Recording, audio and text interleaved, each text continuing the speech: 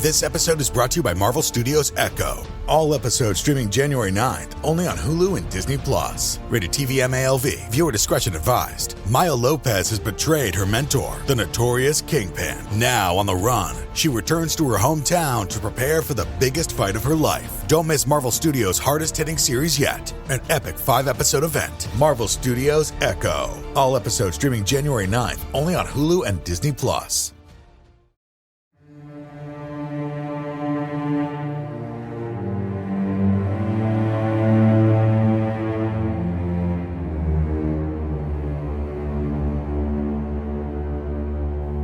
Hello, and welcome to Scare You to Sleep. I'm your host, Shelby Scott, and I'm going to read you some true stories. How are you this evening? Well, I hope. The weather has finally turned gloomy here in Los Angeles. It feels like a noir movie, and it has me watching a lot of compilations of ghost videos and paranormal documentaries. It's just that time of year where I want to drink something warm and question reality as we know it. So, let's read some true stories, shall we?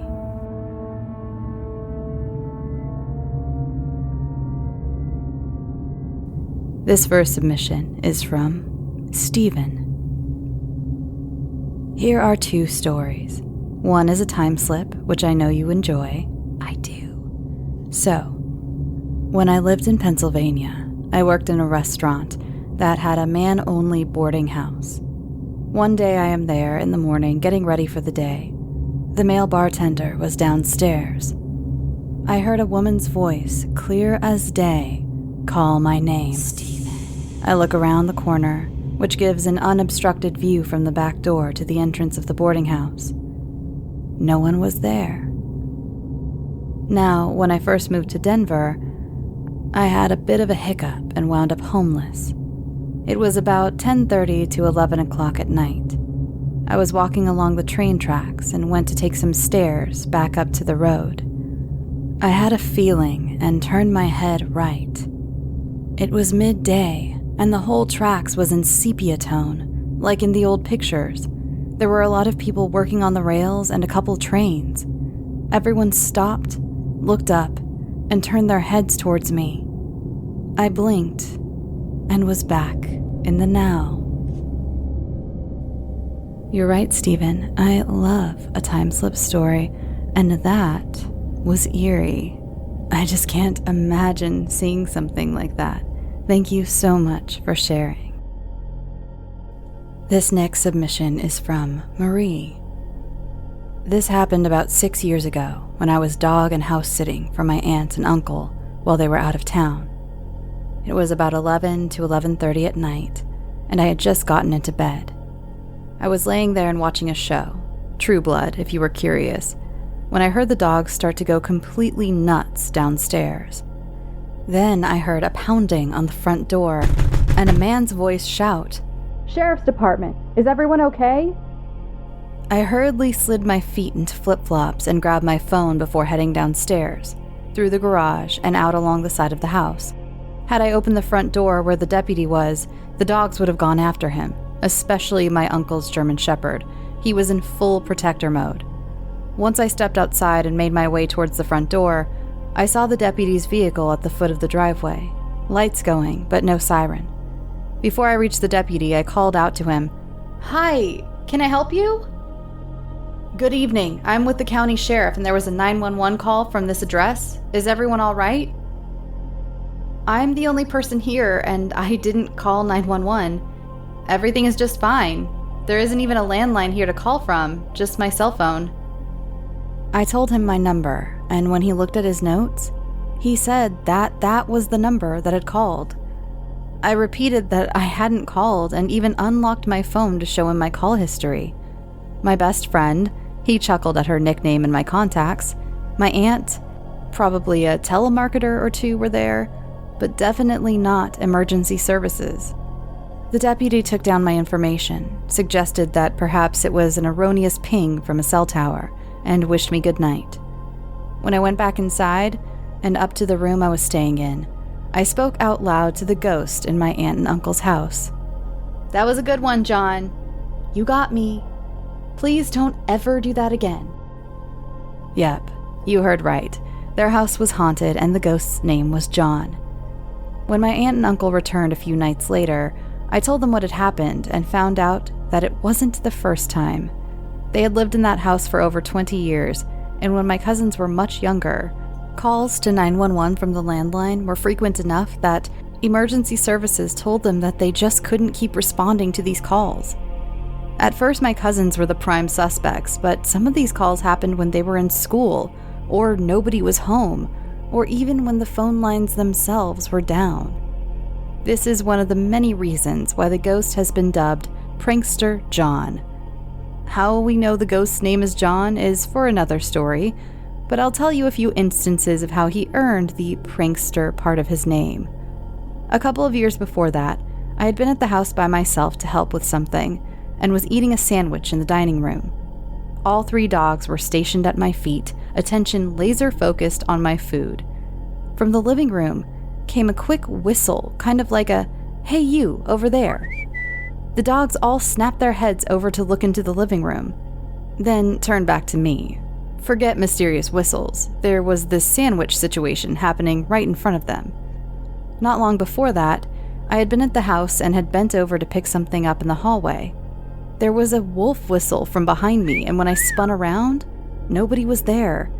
In fact, the only other person there was my uncle, but not only would he have never done something like that, he was in another room entirely, napping in front of the TV. From his spot, he wouldn't have been able to even see me, even if his eyes weren't closed. Last incident before I wrap up this marathon email, I had been outside helping clean up old tiles from where my one cousin had dumped them when he redid all of the floors in the house. It was a little breezy out, as I recall, but not especially windy. There were no trees with low-hanging branches in the area I was working, but something tugged on my ponytail. Didn't hurt and definitely wasn't malicious, just a quick, playful little tug as if to say hi. I have other Prankster John stories, but they will have to wait for another time. Thank you so much, Marie. That was interesting. I have always been fascinated by prankster spirits, prankster ghosts, and that was definitely a fun one. This next submission comes from Anna. Hi, Shelby. I have a little story to tell you. Not very scary, but still a bit weird. So it all started when I moved to a new city and new apartment about 10 years ago. Apartment was okay, but the rent was cheap and it was near my workplace to be. After I moved there, I started noticing some weird things. First, I had 2 light switches on in my living room, side by side. One of them worked, the other did not. They were those kind of big switches you have to push with your fingers. I woke up in the morning and see that the light switches were in different positions, one on, one off. I have OCD, so no way in hell I would have gone to sleep with them like that. This happened multiple times. I was thinking that either I had a ghost or I was sleepwalking.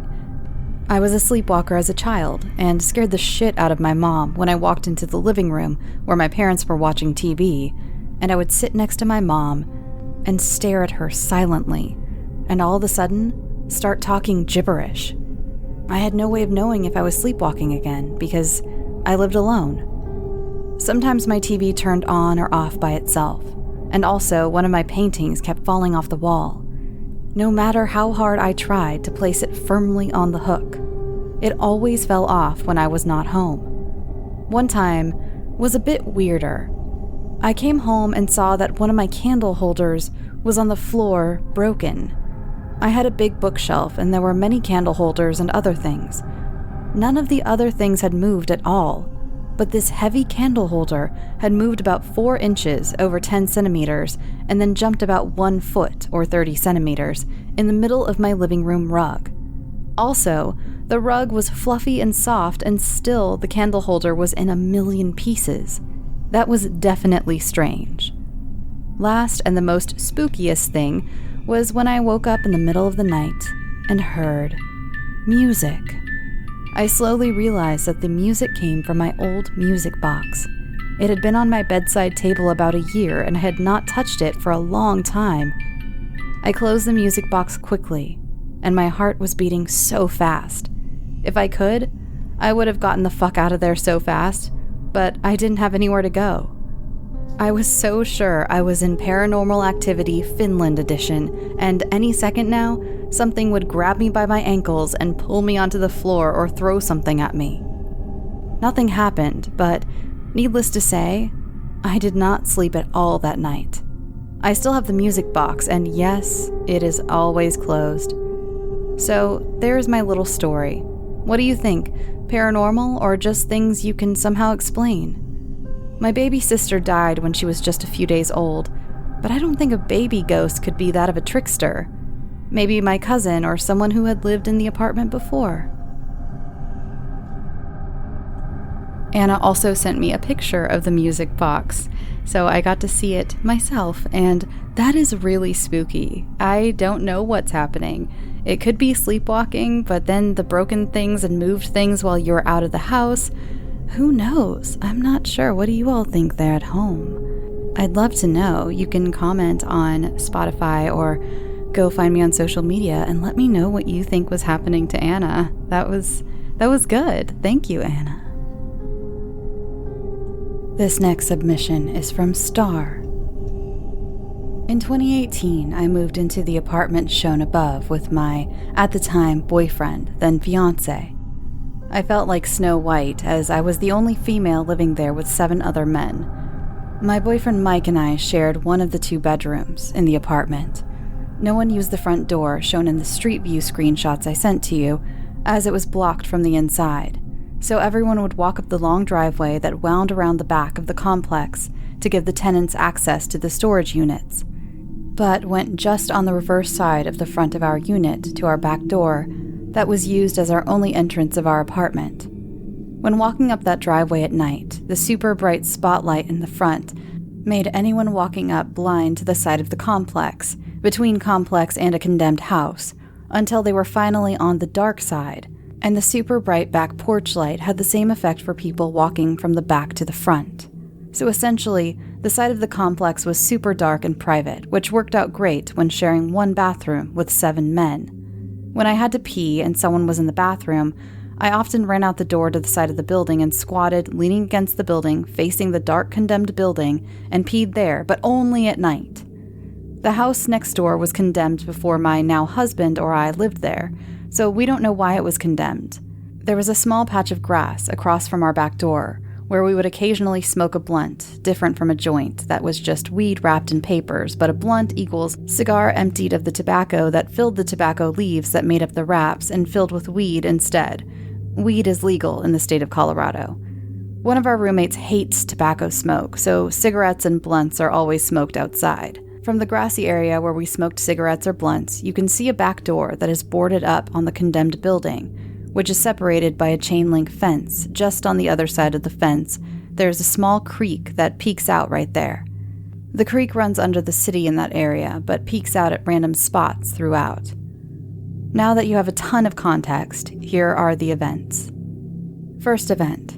After going to a concert with my dad, he dropped me off at home late on a Tuesday between 1 a.m. and 2 a.m. He dropped me off on the main street so he didn't have to do a U-turn to get back to driving home. So, I walk down our street until I get to our complex and turn left up our driveway, headed towards our back door. Once I get to the dark side, as we called it, I swear I hear the back door of the condemned house to my left slowly creak open, and suddenly I feel watched as I'm immediately overwhelmed with this disgusting feeling in my stomach.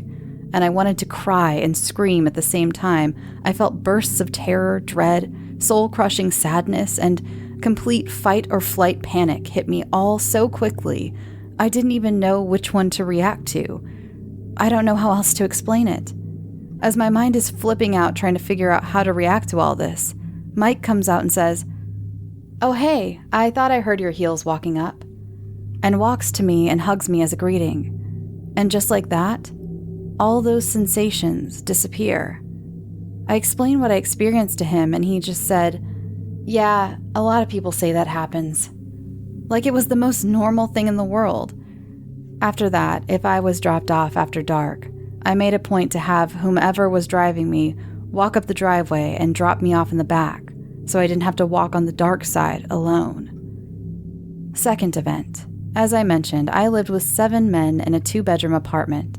Since a lot of the guys split up our living room to use as bedrooms, that meant that the bathroom is where they often spent private time with lady company, if you know what I mean. So instead of waiting for sex to end so I can pee or interrupting them by asking them to hurry and make things more uncomfortable, I often just ran out our back door and peed on the dark side. Thankfully, the bathroom was only ever occupied like that at night, so I could conveniently use the bathroom outside when I had privacy because of the night. One of the times I went outside to pee, I remember it was just after midnight and I heard that back door of the condemned building creak open slowly again. But since I was leaning my back against our building and facing the condemned house's back door, it was right in front of me. I strained my eyes as hard as I could, and I tried to see if I could make out anything where that back door hidden in the darkness was, when I could just slightly make out what looked like 2 large red eyes. They were glowing, but not very brightly, just enough to tell they came from that door and had bad intentions. I was once again overwhelmed with that disgusting feeling, but this time I was able to finish up and run back inside on my own. The next day I went outside to that same spot I was peeing in and looked towards the house, and could see that indeed from that angle, if it were lit, I would be able to clearly see the condemned house's back door, and be able to see if it opened inwards, as well as see anything or anyone peeking out from inside the house, exactly where I saw the dim, large red eyes looking at me, which sent chills running up my spine. After that, whenever I peed on the dark side, I took a little battery-operated lantern with me and only turned it on when I heard the door creak open, which was often. I wish I could have stopped peeing there altogether, but with 7 other men all home in the evenings, it was my only good option. Third event. When the cold weather came and it was time to use our apartment's heater, the pilot light was out, and we, all that lived there except the leaseholder who occupied the master bedroom, were told that the only way to light the pilot was to enter into the crawl space accessible through the master bedroom closet and crawl over to where the gas meters were and light it manually. Now, let me tell you, when we all went into this master bedroom to see the access point, the leaseholder guy, we will call him Danny moved the false floor piece in his closet, and we all felt chills run up our spines. Nothing but cold air and dread drafted up from there. Only one of our roommates, we'll call him Raul was brave enough to head down there and light the pilot light. So as we all stood around and sent him down with 2 flashlights and one of those long grill lighters, he went down and was gone like 20 minutes, which seemed to take longer than necessary. But eventually he came out with only one of the lights we sent him with, and looked so pale that if we weren't expecting him, we would have thought he himself was a ghost. We helped him back up, and everybody was asking him if he was okay. He just nodded his head but didn't verbally respond, and no one really noticed he left one of the lights under the apartment until it came up a few hours later. I remember that Mike and I went back to our bedroom and spoke about the event, and both noticed he didn't speak, and he seemed more pale than normal when he came back up. When I went to check on Raul, one of our other roommates stopped me and said he's sleeping, and mentioned how he left one of the lights down there and briefly mentioned the same things that bothered Mike and I about the event. Over a month later, Raul wasn't himself after the lighting of the pilot light. He isolated himself and consistently seemed sickly and pale. Needless to say, I was worried about him. One time when we had 3 other females beside myself over to visit, we all went outside to the grassy area by the chain-link fence between our complex and the condemned house next door, to the creek that popped up just on the other side of the fence, to smoke a blunt. Raul was acting weird and kept shrugging as if he was shaking something off him, like he had a bunch of flies on him or something. No one said anything, even though we all gave each other confused looks and kept passing the blunt, when suddenly he said pretty loudly, "I don't want to go with you! Leave me alone!" Then, even louder, yelled, "No! Get the fuck off me!" and literally pushed an invisible entity away from him towards the creek.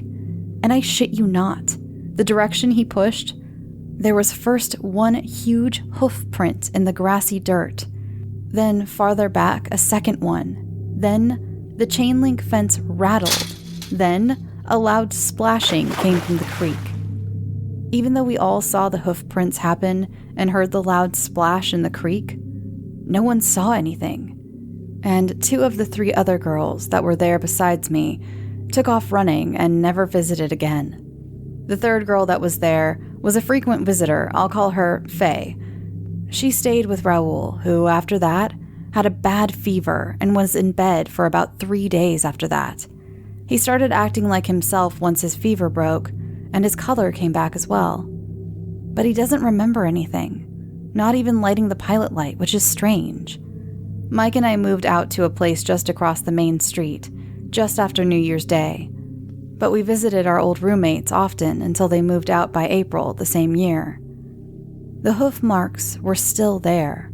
After everyone was gone, my now husband Mike and I would still walk through and remember where we first lived together. The hoof prints weren't visible after the first spring, but the indentions were still there. Hey there, it's the new year. You've got mood boards and resolutions, and work is back in full swing, and you don't need any extra stress in your life. And Factor's ready-to-eat meal delivery takes the stress out of meal planning and sets you up for success in the new year. Skip the grocery stores, prep work, and cooking fatigue. Instead, get chef-crafted, dietitian-approved meals delivered right to your door, with over 35 meals to choose from per week, including options like keto, calorie smart, vegan plus veggie, and more. Plus over 55 weekly add-ons. You'll have a ton of nutritious and flavorful options to kickstart your resolutions. Forget frantic lunch preps and rush dinners. Factor's 2-minute meals are your secret weapon in the new year. Fuel up fast with restaurant-quality meals, all delivered right to your door. Factor now offers loads of snack options like breakfast, smoothies, juices, snacks, and more to keep me going no matter what's on the schedule. Skip the overpriced takeout trap.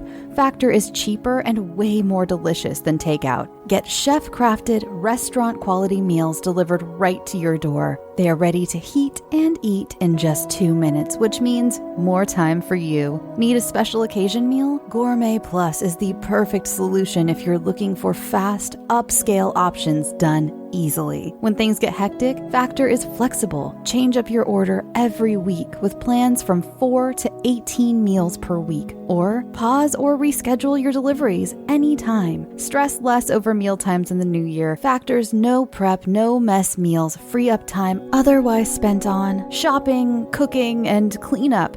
No more wasting time in the kitchen. Not only does Factor offer fast, simple solutions when I'm too busy to cook, they also help me stay on top of my goals. With offerings like Protein Plus and Keto, I can stay on track. This is definitely going to come in handy for my New Year's goals. Factor has everything I need for a week of flavorful, nutritious eats. In addition to ready-to-eat meals, they have cold-pressed juices, smoothies, energy bites, extra protein, veggie sides, and more to keep me energized during frantic times. Head to factormeals.com/scareyoutosleep50 and use code scareyoutosleep50 to get 50% off. That's code scareyoutosleep50 at factormeals.com.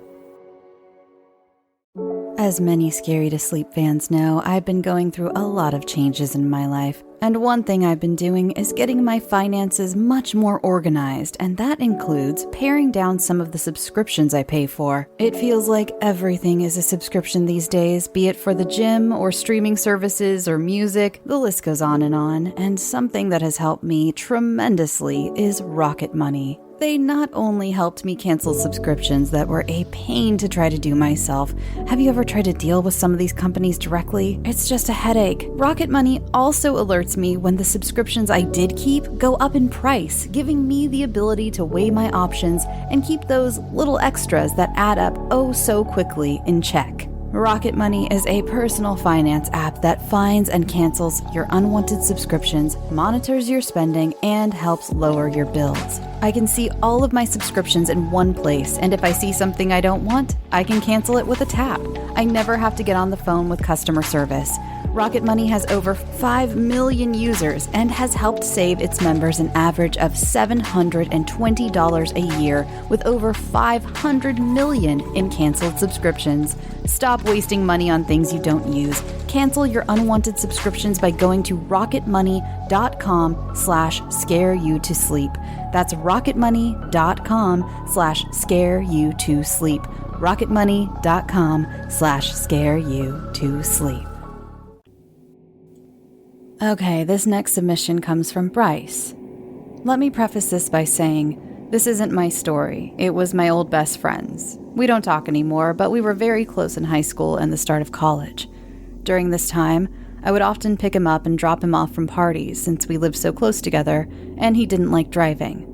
Often, before I dropped him off, we'd sit in my car outside his house and talk about our lives. These conversations would usually become very personal, and I honestly missed them as they were very therapeutic. There's not many things better than a friend you can tell everything. Anyways, during one of these conversations, we shifted toward conversing about our experiences and beliefs about the paranormal. I told him about my bouts with sleep paralysis as a child that I, thankfully, don't experience anymore. I told him about the shadow man I would see during these episodes and how weird it is that so many people with sleep paralysis see the same shadow figure. At the mention of this, my friend got really quiet.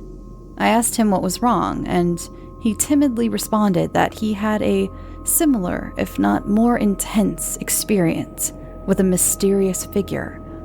Only his figure wasn't made out of shadow. It was made out of static. My friend began his story by telling me that he suffered from asthma. This surprised me as I had never seen him struggle with breathing or carry an inhaler. He told me that it had nearly subsided to non-existence, but that it was really bad when he was a kid. His first experience with this figure was when my friend was about 8 or 9. My friend was watching early morning cartoons alone on a Saturday when his TV suddenly switched to that loud static that old TVs emit when they can't find a channel. My friend tried to change the channel, but it just stayed on the static. As he stared into the TV, he thought he saw movement. He thought for just a moment before it became clear that he was seeing the static from the shape of the head and shoulders of a figure. It had no eyes, but my friend could tell that it was looking at him, and it was malicious. Immediately, my friend felt his breath shorten, and he experienced his first ever asthma attack. Luckily, the attack passed on its own, and my friend stood up to see the same cartoon playing, as if the event had never happened. My friend went into detail of several more events of this happening, but for the sake of brevity, I'll just say that over the following year, my friend had these visits from the static man anytime he was alone in front of a TV, and they always were followed up with an asthma attack. It got to the point where my friend refused to even look at a TV. This all culminated to a final event while my friend was on vacation. He and his parents were in a typical hotel room with 2 queen-size beds, a nightstand between them, and of course, a TV on top of a wardrobe. His parents had already gone to sleep, but my friend couldn't, due to the looming TV directly in front of him. As he was finally drifting off to sleep, he was interrupted by the loud noise of static. To my friend's absolute terror, the TV had turned itself on, and of course, my friend could once again see the static man within the mess of white and gray.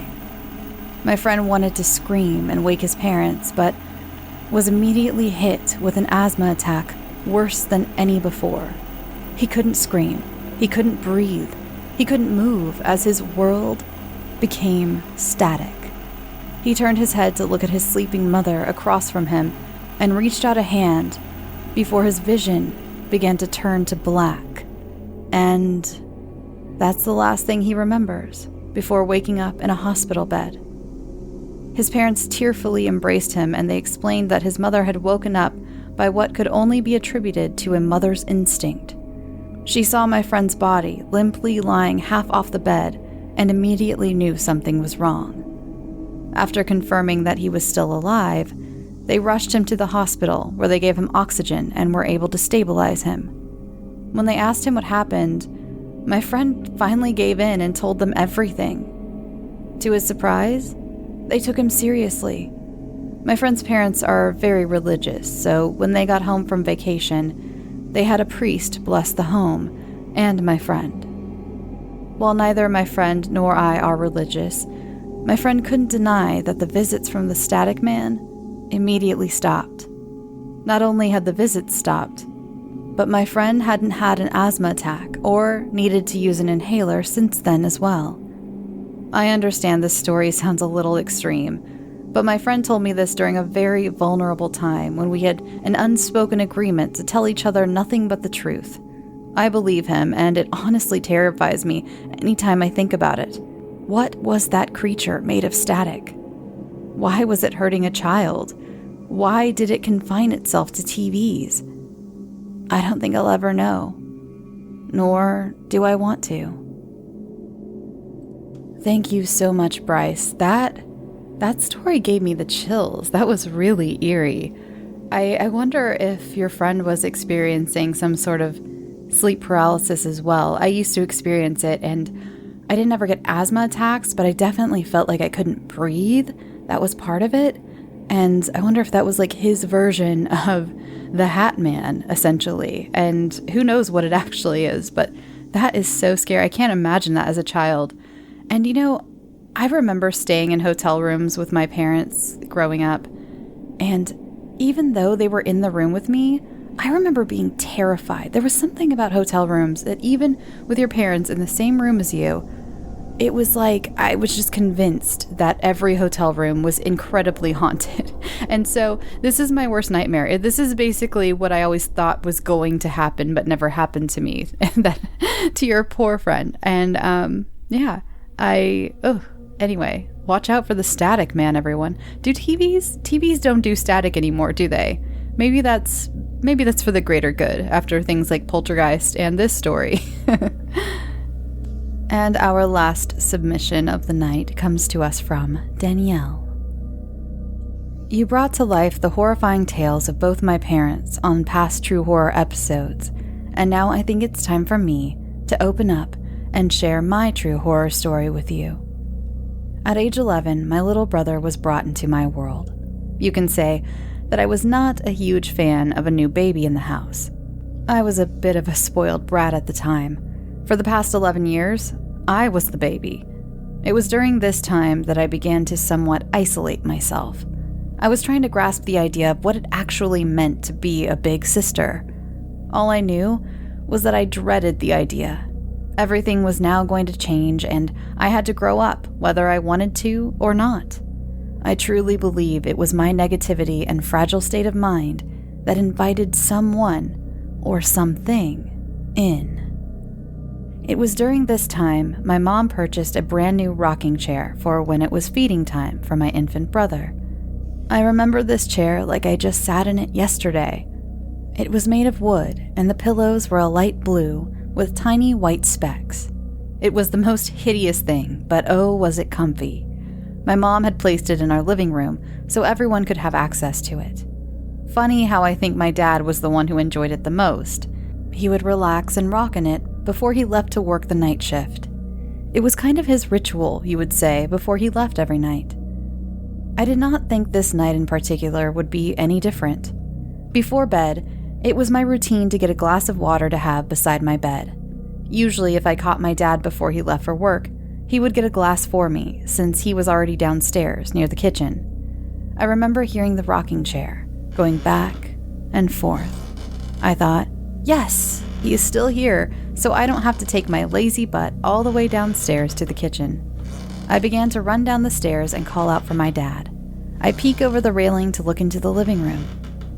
What I saw, I will never forget. The rocking chair was moving back and forth and immediately stopped. I look around to see if I can see my dad anywhere, but there's no one downstairs. All the lights are off and not a soul in sight. I ran back up the stairs as fast as I could. Did I really just see what I thought I saw? Was that rocking chair rocking back and forth on its own? No, I thought. Even as a kid, I was always a logical thinker. I wasn't one to believe in the supernatural or things I couldn't make sense of. There had to be a logical reason for this. My dad probably just left the house, hence why the chair was still in motion. No worries.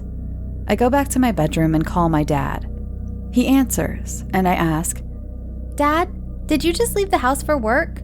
I was gonna ask you for some water, but just missed you, I guess.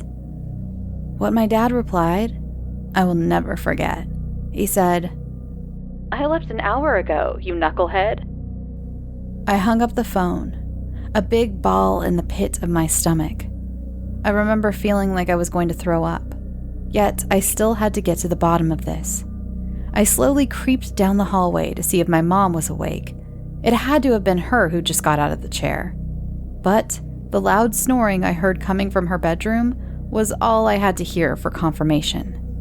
I ran back to my room as fast as I could, shut the door, and put the covers over my head. I don't remember if I actually slept that night. Thoughts racing in my head, I started to cry. What was in my house? Why did the chair stop as soon as I glanced at it? What or who did not want me seeing them rocking in that chair? Were ghosts real? I am 33 years old now, and I will always think of that day as being the reason I believe in the unknown. There truly are things that go bump in the night. You can catch them when you least expect it from the corners of your eye. Maybe they want to be seen, maybe they don't. What I do know is that what I saw that night was real. What I didn't know then was that night would change what fear meant to me. What I could not explain, what I could not see, what I could not touch, the unknown, was what I would grow up to fear the most. Thank you so much, Danielle, for that submission. That is very eerie. I wonder what you saw that night. Like you said, someone or something. Because part of me would be afraid that it was some sort of intruder or something. There's a show, I don't know what platform it's on, but there's also, I believe, a documentary coming out on Hulu. And the show might be on Hulu, but it's about frogging. And if you don't know what frogging is, it's PHROGGING, not like an animal, the frog. It's when people secretly live inside your house. They live in your crawl spaces, they live under your counters in your kitchen, and I've been thinking about that a lot lately. I was browsing Reddit, as I like to do, and I came across a whole thread about frogging and everything, and yeah, super eerie. In fact, I came across a paranormal post in the subreddit Paranormal, and it was this photo that this person, it was a screenshot from their camera in their living room. And it was this person standing over them, or not over them, but near them in the living room while they were asleep on the couch. And they were like, is this a ghost in my house? And honestly, most of the comments were like, that looks like a dude. That looks full on like some dude looking to frogging. And that's when I started looking into it. And I mean, I've heard, we've all heard instances like this, but not to totally go off of topic with you, Danielle, who knows what this was, but for some reason, because this has been on my mind, it made me think of that. So yeah, thank you for listening. Thank you to all of those of you who submitted stories, or true stories, and keep sending in those true story submissions. I have a lot more in my little file. But yeah, go ahead and send them to scareyoutosleep@gmail.com if you've experienced anything eerie, like a time slip or a ghost or even something harrowing that happened to you. We've had a few on the show that have nothing to do with the paranormal. They're just very harrowing stories. If you like the show, you can follow me on Instagram, Twitter, and Facebook at scareyoutosleep. Facebook is a group. Please answer those questions. You can just say podcast if you'd like to join the group, just so we know you're not a bot or someone who's going to try to sell people on an MLM or something. So yeah, just answer those questions if you'd like to join the Facebook group, and yeah, follow the show everywhere. What else? Oh, there's a Patreon. If you'd like to listen to the show ad-free, you can find the show on Patreon. For as little as $1 a month, you can get ad-free episodes. $3 and up are bonus episodes. And I apologize for my lack of content. I will be doing a lot more there. I just still getting over these health issues that I've been having. And thank you so much, though, for bearing with me. Thank you so much. You've all been so amazing. And thank you for all the birthday wishes I received yesterday. I really appreciated it. Yeah, I seriously couldn't ask for a better audience. I really couldn't. I made my own birthday cake this year, and it's because I don't know, I didn't feel like an actual cake, so I made myself a chocolate cinnamon roll. And if you've listened to the show long enough, you are familiar. It's one of my favorite family recipes. The recipe is available online too. I've posted it. I wrote it out for everyone, and I posted it in like the Facebook group and things. But if you'd like a copy, feel free to let me know. But it's this just giant chocolate cinnamon roll with buttercream frosting, or you can do cream cheese or whatever kind of frosting you want. And it is so good. And again, like I said at the top of the show, it's been like gloomy here, and just the weather's beautiful. It feels like fall, which is kind of unusual. Usually in LA in September, it still feels pretty summery. And my birthday is pretty frequently in the 90s. And so the fact that it has been gloomy and beautiful has been great. And so a giant chocolate cinnamon roll was all I wanted. I just did not feel like cake. It's also a great dessert for those of you who don't like super sweet things. The frosting is sweet, but you can adjust that if you'd like. But the cinnamon roll itself isn't very sweet, which is what I love. The older I get, the more I like more of a balance. Like sometimes I'm sad, but I like can't eat Twinkies and Swiss cake rolls anymore, like those little Debbie Swiss cake rolls, because they're so sickeningly sweet to me. And I miss them. I miss Twinkies, but I just can't do it. My palate has changed over the years, and I like a lot more balance in my desserts. So if you are like me and you like a little more balance in your desserts and you can't do full like sugar coma stuff, then I recommend this dessert. If you like sugar, or if you like sugar, if you like the combination of like chocolate and cinnamon as well. So, all right, everyone. I think that's all for this week. I will be back next week. Next week will be the finale of the Obscene series. I'm very excited. I actually started on it this week to give myself some more time. And if you're a fan of the series, then yes, this is the finale coming up you've all been waiting for. And if you haven't listened yet, or if you'd like a refresher, I recommend taking the time this week to go listen to parts 1 through 3. This will be part 4. And hopefully, maybe I should put them together as like a playlist on Spotify or something. But they're not hard to find. I'll list, when the next episode comes out, I'll list the episode numbers of episode 1 through 3. Or yes, episodes 1 through 3. So you can find them more easily if you'd like to listen to them all in a row, all in one disgusting gore fest of, I don't even know how to describe it. This ending it's great. My friend Andrew Parker did an incredible job on the finale. I think you're all really going to like it. And I am very excited. I'm sad to not have a reason to do the voice of Atrax anymore, which is a character that was presented in the last segment in part 3. I just love doing this like gruff, New York-y, like evil, like snuff filmmaker voice. There's something about it I just love doing. So I'll be sad to say goodbye to him. I mean, not that sad, but you know what it is. So, all right, I look forward to that. New Guided Nightmare coming out soon. And that is going to be, should I tell you what the theme is going to be? I'll tell you. It's going to be pirate themed. So look out for that. I want to do some specialty guided nightmares for the Halloween season, just like I did last year, as well as the kids episode will be coming out. Well, the deadline is October 1st, so it'll be coming out sometime after that, the kids special. And a new installment, a new installment of the Araceli series. Like I've told you, I'm going to have a new one every year. Someday I'm going to make them into a book. I think it'd make a really great first novel for me. But this year it's going to be a new installment of Araceli. And I don't know what else I have in store for Halloween. We'll see. We'll all see together. The Halloween season is usually a little oversaturated with content, like my friend John Grills, who makes us all look bad every year, and he does 31 episodes. He does an episode a day through Halloween. So check out Creepy. If you liked my episodes on Creepy, if you want all the Halloween content, during the month of October, John has literally a new episode every single day for Creepy. It's incredible. Check out all the other shows on the Bloody FM network.